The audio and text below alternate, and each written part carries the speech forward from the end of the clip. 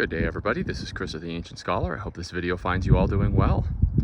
So today what I'd like to do is I'd like to present you all with an extended review of the 2022 Santa Cruz Blur.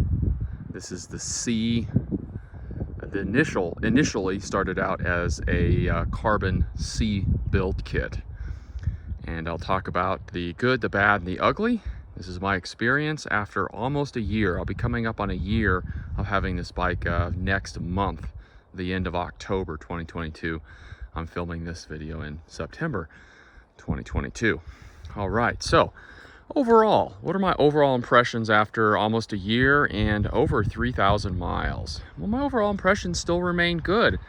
Still are roughly in line with the initial videos that I did about this bike, and I still stand by saying that this is kind of the dream bike that maybe I never thought I wanted, and this really was kind of a consolation prize in a sense. I had been waiting for almost a year trying to get a hold of a transition spur, and the date kept getting pushed back further and further, and then finally one of these arrived at the bike shop, and I went ahead and I'd already had the money down. I'd been saving up for a few years. The money had already been there, and without any expectation of a spur arriving anytime soon, I went ahead and got this, and I can't say that I've been disappointed. And in fact, almost a year later, there are still no spurs in the bike shop. As I understand, there will be nothing coming for the remainder of the year, and possibly perhaps a spur will arrive next year. So I think I made a good decision getting this bike. Otherwise I would still be waiting to this date. Okay, so my overall impressions, again, as I said, are very good. So let's just talk about my long-term experiences with this bike. So from a frame perspective, I'd say the frame has been very solid. I am getting a fair amount of creaking coming from this area here, and it's just the bike shop is just currently packed with work, and I just haven't been able to get a good service here. I suspect that there's a bearing that has gone bad, and I can kind of wash it out and clean it up, and it'll tamp down a little bit, but it always comes back. So I suspect there's a bad bearing or so, which I would expect after a year of pretty hard use. The good news is that Santa Cruz warranties all their bearings for life, so that's kind of a nice perk to having a Santa Cruz, and I think eventually I'll get that sorted out. Let's see here. What are some other issues I've had? So the original brakes were kind of some entry-level SRAM twin piston brakes. That was probably one of the weakest points on this bike, honestly. And for $5,500, I'd hope maybe there'd be a better spec as far as brakes. So I'm currently running the Shimano XT brakes. These are only twin piston, but I am running 180 millimeter rotors. And these are great. They're reliable. They're easy to work with. They're easy to bleed. They use mineral oil, and they've just been great. I have 4-piston XTs on my enduro bike, so yeah, no complaints there. The other major issue I had is actually in reference to the E13. These are E13 hubs. It's the first time I've ever had an E13 hub. It's just what came stock on the bike. But I was riding, in Santa Fe a few months ago, earlier at the beginning of the summer. I was riding down a trail called Windsor, shuttled it actually. It's amazing. It's about a 10-mile downhill experience. If you're ever in Santa Fe, New Mexico, and you like good techie riding, that needs to be on your short list of trails to do. But there is a black diamond section of that trail, and I threw this bike down that black diamond section, and apparently there's an issue with the through axle in the E13 hubs, the rear hubs. It's an aluminum rear axle that cracked and broke, so I actually busted the through axle, and I was having all these shifting issues, and I was like, what the hell's going on? And come to find out that the through axle is broken. So E13 was really good. The bike shop got them to warranty the hub, so we did a hub rebuild, and it now has a stainless steel through axle, which is much more robust than the alloy, and they say that that shouldn't be an issue, and I haven't had any issues since then. So those are probably the two major issues. Oh, and one more issue I should say, the dropper post. This is a RockShox Reverbs. It's made by SRAM, and as I understand, there have been issues with Reverbs off and on, and I started having issues with this one. And again, kudos to my local bike shop, Gila Hike and Bike here in Silver City, New Mexico. They sent it in, and SRAM stood by their product and said that there was some issue with it, and they went ahead and they did a warranty. And it took a while, just as you all know, anyone in the industry knows, sometimes getting parts, getting warranty work is just very difficult right now with supply chain so strained. So I ended up, a guy had bought a bike through Gila Hike and Bike, and I think the story was that he had a specific dropper that he wanted to put on that bike, and so he I guess gave the dropper that came on the bike back to Gila, and they gave him a discount on the bike. And so they were selling this for, really good price, really discounted price. So this is actually not the warranty dropper. This is that dropper. And so this is a Reverb. This is a 175, and I believe it was a 170. So I actually ended up getting a little extra dropper for a really good price. So I've been running this 175. So those are the three major issues I've had: the brakes, the through axle, and the dropper. And then of course I'm getting some creaking here. I suspect it's a bushing or a bearing that needs to be replaced. I have had to replace the bottom bracket. So I'm on my second bottom bracket, and it's just a 73 mil BSA GX, goes with the dub system.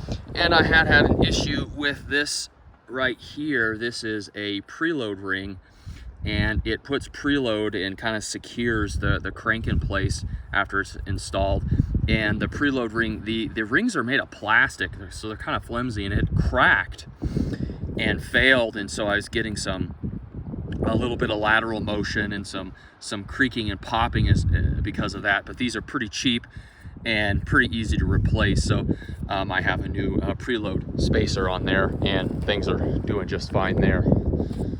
So that's kind of the bad and the ugly, if you will. What are some other things that I've done to the bike?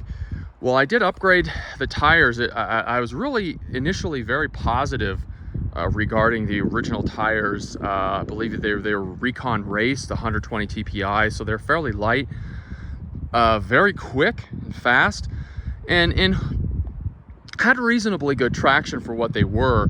But I ended up going with a trail tire, and so I always just seem to end up putting XR4s or XR5s or SE4s or SE5s, depending on the bike. I'm running the XR4s on this particular bike. These are Bontrager tires. Bontrager, which is Trek, makes a great tire.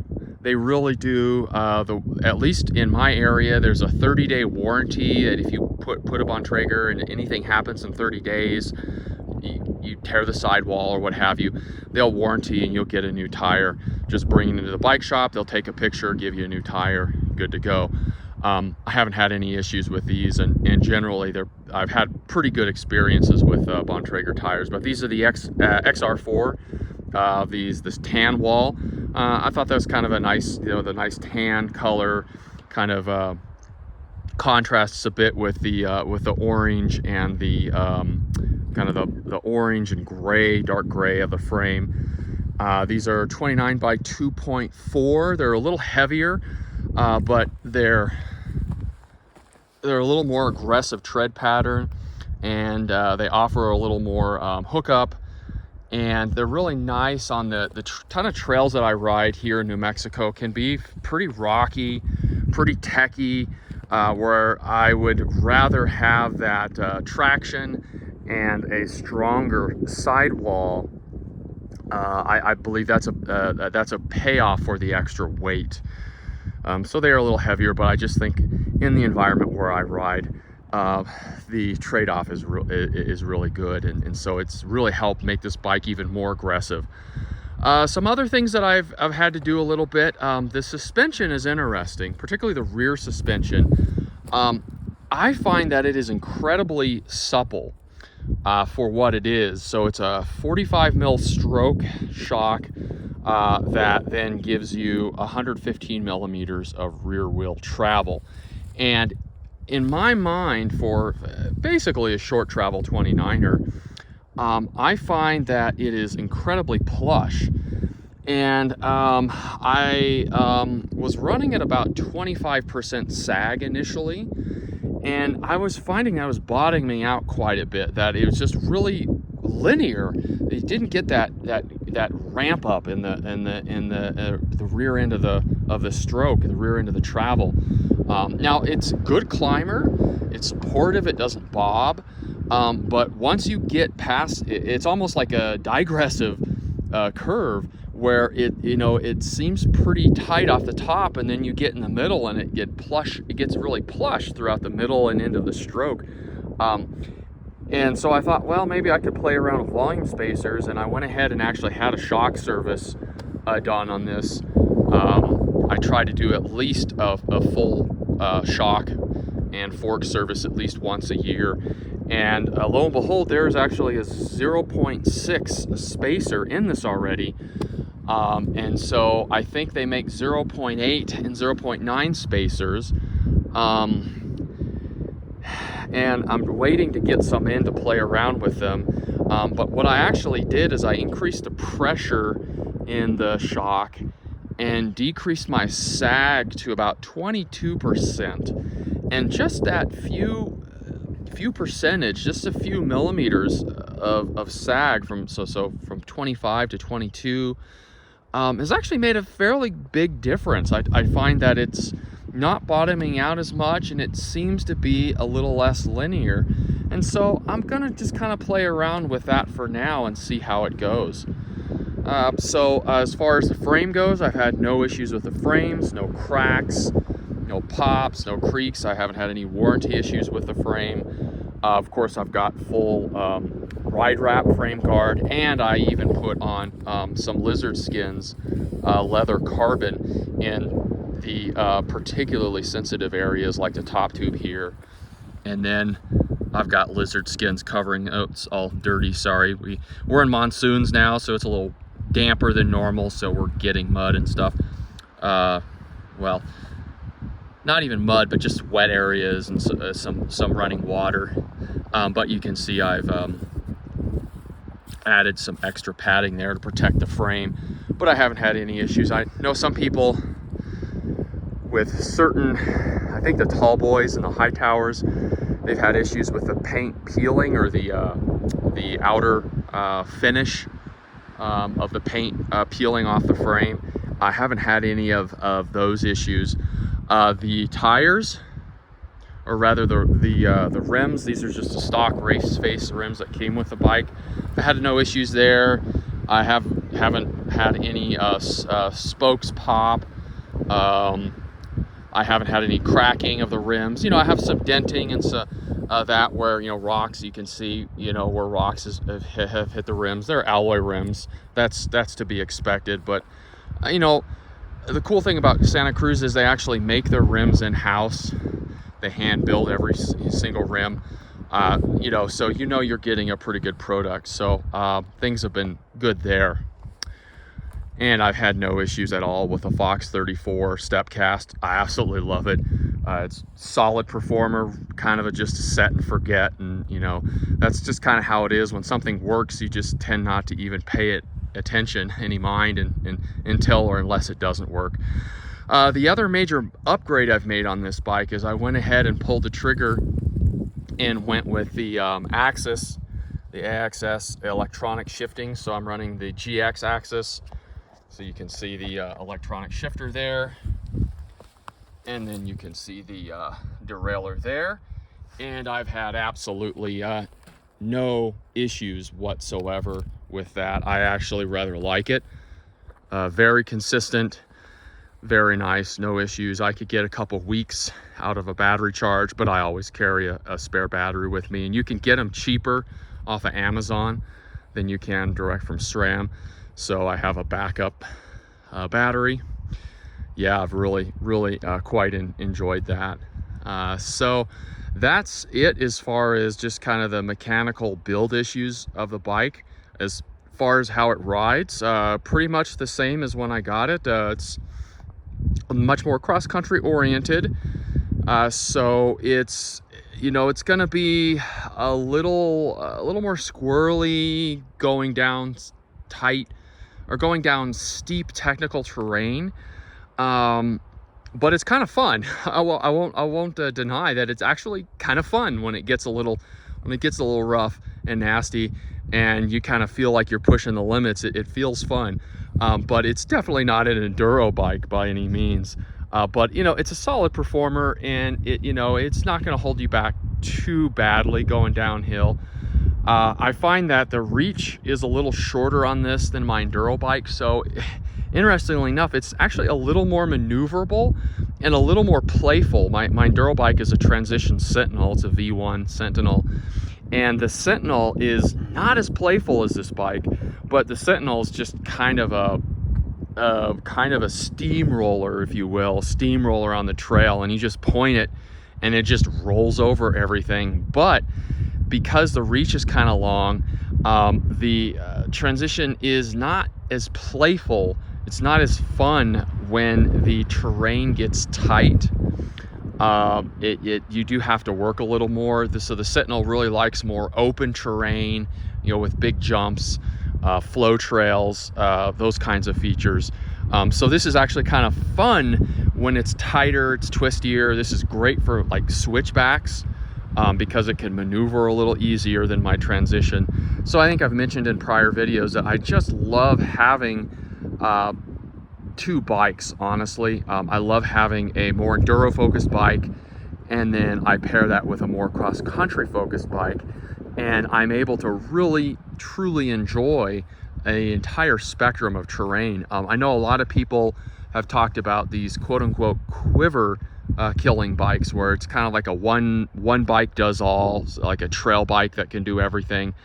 And I don't know, there are always going to be trade-offs. There's always a pro and a con, and I just don't know that there's a perfect bike that'll excel everywhere. They'll be fast and twitchy and playful when you want it, but to bomb and steamroll down features when you want it.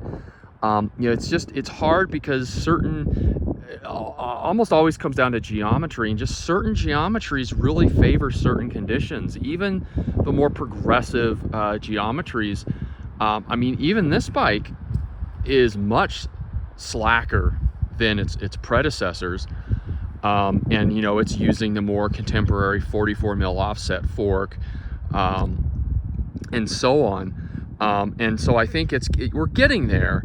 But there's still trade-offs to be made. And so I think probably for most people, like a decent trail bike would be the best option.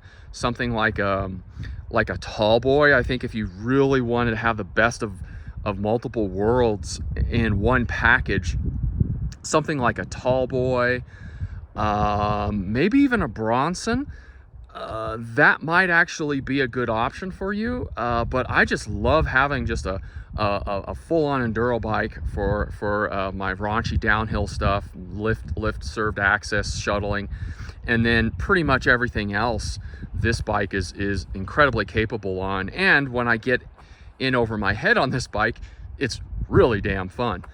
So that's kind of where I'm at after almost a year of riding. Hopefully this video made some sense, and hopefully you all enjoyed this video. Let me know if you have any additional questions about the bike or my experiences on the bike, but I think I covered the major points. I will say I've been looking at some of the tall boys.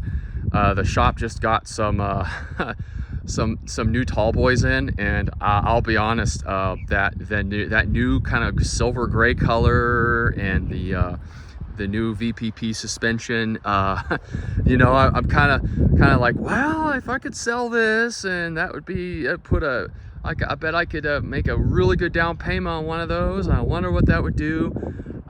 Anyway, that's the unfortunate truth when it comes to enjoying a hobby like mountain biking or anything. They become money pits invariably. But at the end of the day, I cannot say I've dissatisfied with this particular bike. It's been a solid bike. I've had to do some improvements, and I have had some mechanical issues, but I ride quite a bit. I put a lot of miles on, and so you kind of have to expect with just wear and tear that you're going to run into issues, maybe frequent issues. It's just one of those things that any kind of sport where you're moving a lot, you're active a lot, you're gonna have to do a lot of upkeep and maintenance, and that's just the way it is, unfortunately. All right, everybody, I'll go ahead and cut it off here since we're already over 20 minutes, and I hope you all are having a great time doing whatever you may be doing. Be safe and have fun.